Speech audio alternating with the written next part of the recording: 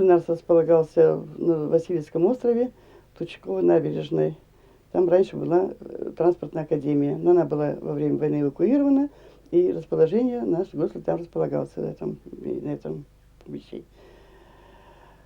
Проработал сначала палатной сестрой, потом там организовали курсы перевязочных сестер хирургических, и походили дополнительно, и я стала работать перевязочной сестрой.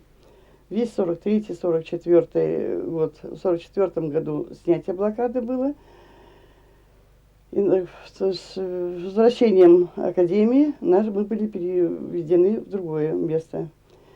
А потом с фронтом, за частями продвижения войск, наш госпиталь, как Петр Никитич сказал, был полностью с оборудованием своим персоналом, в товарных вагонах.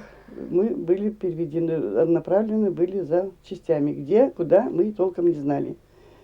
Вот разместились, мы приехали, по пути исследования, конечно, были бомбежки, но Бог миловал, все прошлось, выбегали, конечно, и в лес, все прошло благополучно.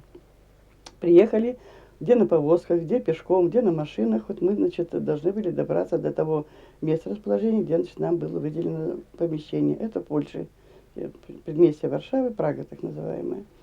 И вот там также работала я перевязочной сестрой, где мы встретились с Петром Никитичем. Он как раненый был, я была медсестрой.